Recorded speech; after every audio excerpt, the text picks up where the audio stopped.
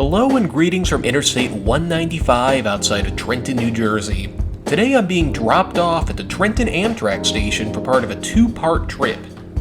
Due to the holiday weekend, flights out of the Philadelphia airport were quite expensive, but I got a great deal on a flight from Baltimore. On top of saving money, this also gave me the chance to try Amtrak's Northeast Corridor for the first time.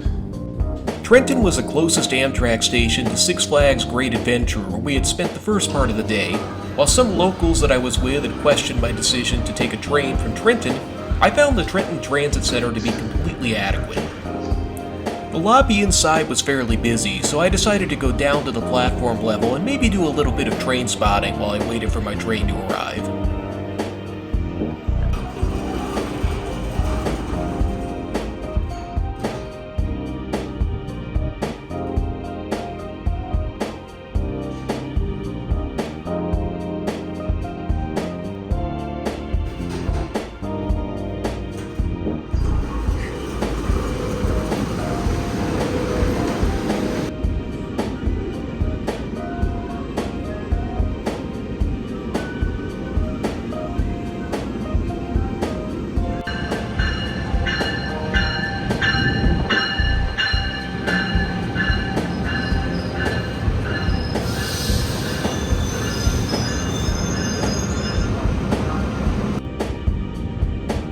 With most of my Amtrak experience coming from the Midwest, I found it interesting how much differently the Northeast Corridor operates.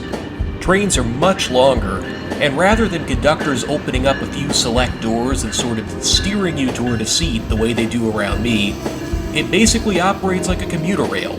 All the doors open automatically, and you just hop on and look for a seat on your own. I really thought that I would like this system better, but, well, we'll get to that in a moment. Where the Northeast Corridor definitely wins is in terms of punctuality. My train was only 10 minutes late, and it was the only late train on the board.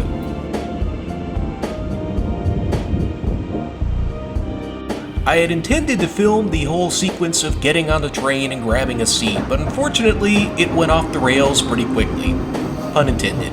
I boarded at the rear of the train and looked through all four coaches for an empty seat, but unfortunately I could not find one. So I decided to walk to the front half of the train and try my luck up there. To get there, I had to walk through the cafe car. Unfortunately, as soon as I entered the cafe car with a bag in my hand, a conductor sitting at one of the booths started to yell at me and tell me that I could not sit in the cafe. I tried to explain that I wasn't trying to sit in the cafe, but just pass through to look for a seat in the other half of the train, but he kept cutting me off and just saying, move along, so definitely not a good first impression. I ended up walking through two more coaches before I finally found an empty seat toward the front of the train. Unfortunately, the coach where I found an empty seat did not appear to have working air conditioning, so it turned into a pretty hot and sweaty ride to Baltimore. Thankfully, the sight of flying by cars on the interstate next to the tracks immediately put me in a better mood. So I sat back, relaxed, and enjoyed the scenery for the next 2 hours on the way to Baltimore.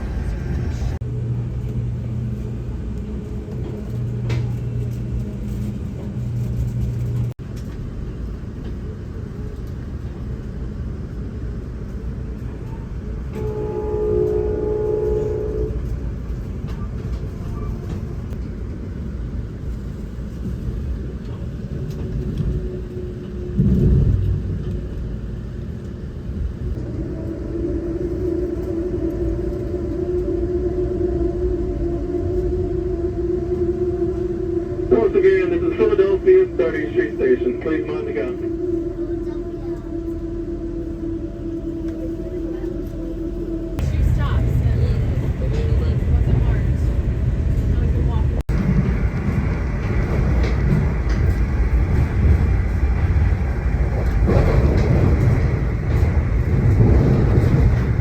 Do ensure you have all personal belongings. Be mindful of the gap between your train and platform. Next station stop once again to Wilmington, Delaware.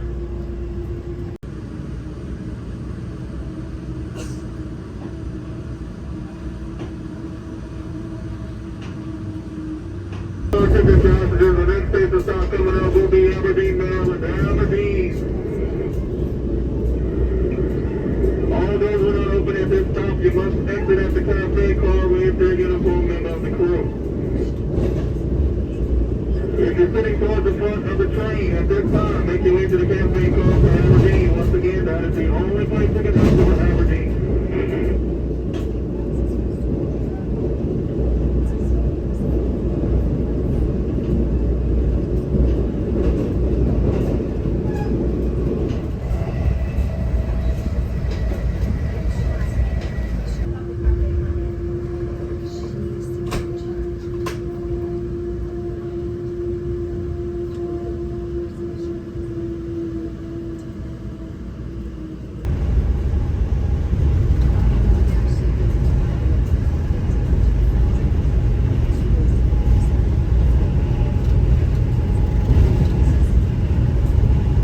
There's actually 2 stops in Baltimore, one for the city of Baltimore and one for the Baltimore airport. So I sat on through downtown Baltimore. My seatmate actually got out, so before a new person came to take her seat, I was able to get a little bit of footage inside the car showing what the seats look like on this refurbished Amfleet coach. Overall, I found it to be very comfortable, and I honestly prefer it to the newer Venture coaches that we're starting to see in the Midwest these days.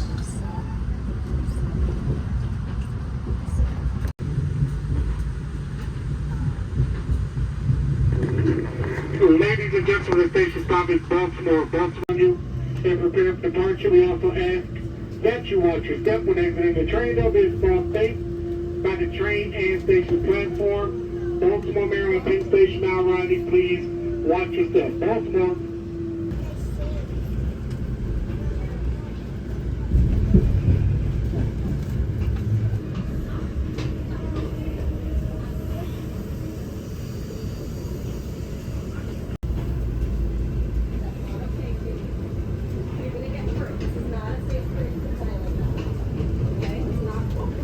Just a few minutes later, we arrived at the Baltimore airport station, and I have to say, my 2 hours on the train really flew by.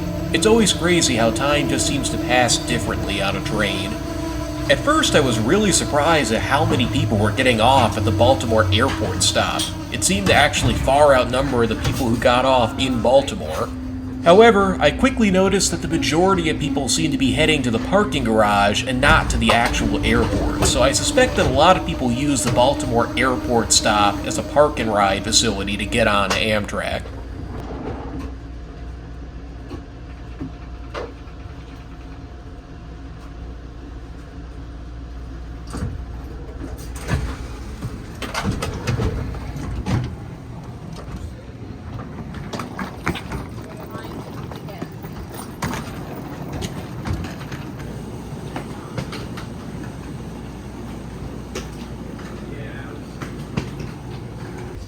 Surprisingly, the BWI airport stop doesn't really seem to be very well designed to handle a large number of people with luggage.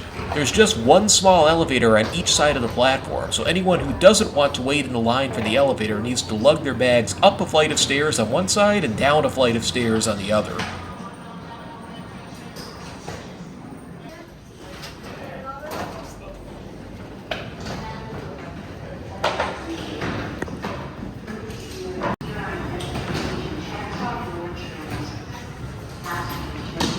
Subject to random security screening. Be aware of moving vehicles and monitor children closely. If you observe suspicious activity or unattended baggage, please notify Amtrak police or personnel or call 1-800-321. Just across the road, there's a well-marked spot where you can pick up a shuttle to the Baltimore airport. There's a schedule posted on the wall saying that the bus runs every 10 minutes during daylight hours, and exactly 10 minutes after I walked up, a bus arrived.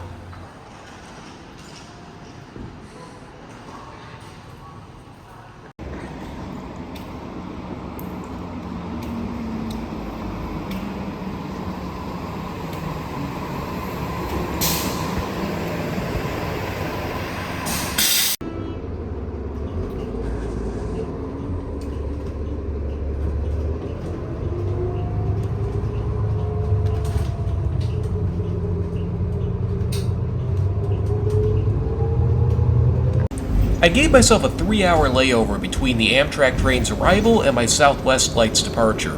But after seeing how efficiently things seem to run here, I think you could easily narrow that to 2 hours and be pretty safe. Amtrak seems to be pretty reliable in the Northeast.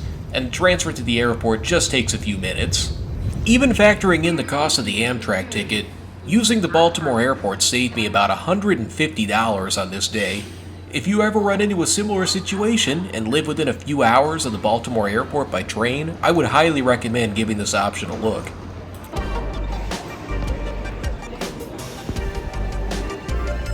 With about 2.5 hours to kill, I decided to just walk around the terminal and check up on how BWI is doing these days.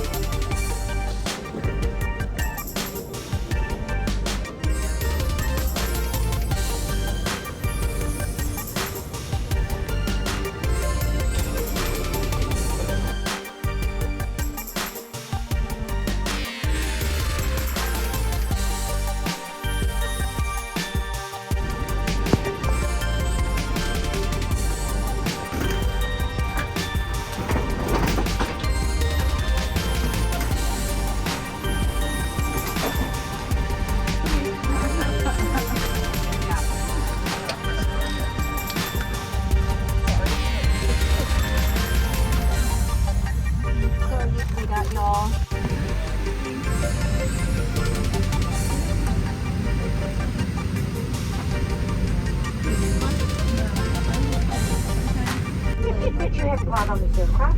It is also prohibited to charge electronic cigarettes on an aircraft. And federal aviation regulations require passenger compliance with the lighted passenger signs, posted placards, and crew members' instructions, including seatbelts and smoking. Your daughter told me I was getting short. Who is he?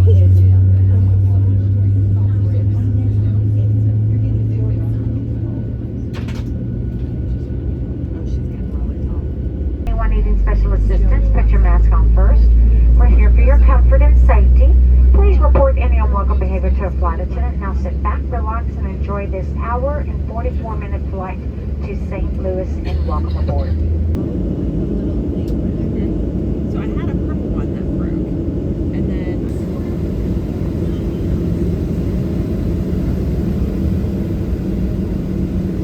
I had Russ saw this, and he's gonna order one for me, like a coat stand, and then I can get there, so I took the jail.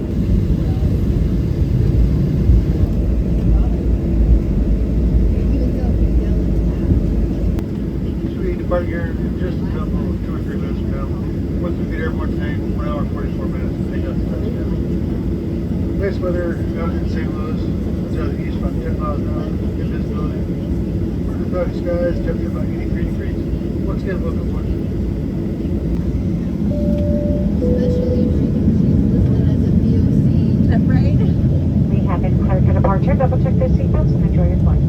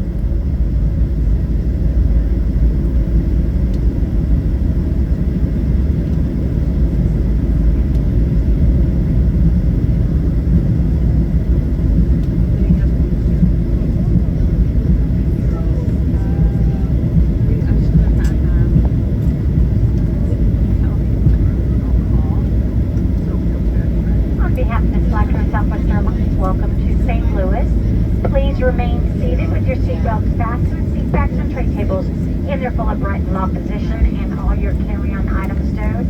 Once the captain has turned off that fasten seatbelt sign, please be careful in opening those overhead bins. Items may have shifted during flight and could fall out. You may now use your cell phones. Please be advised that your craft doors will be open during ground servicing.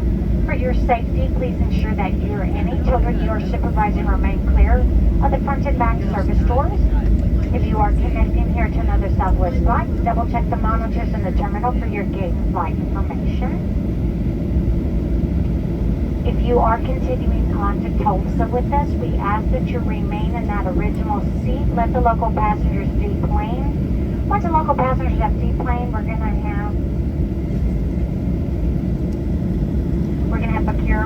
Bakir come from the back, get an accurate head count. Once we have that accurate head count, we'll have to move about the cabin. We certainly have enjoyed sharing our evening with you. We know that you have a choice when you fly. Go out, buckle up, be safe, be kind to one another. We look forward to seeing you on your next Southwest flight, and welcome to St. Louis.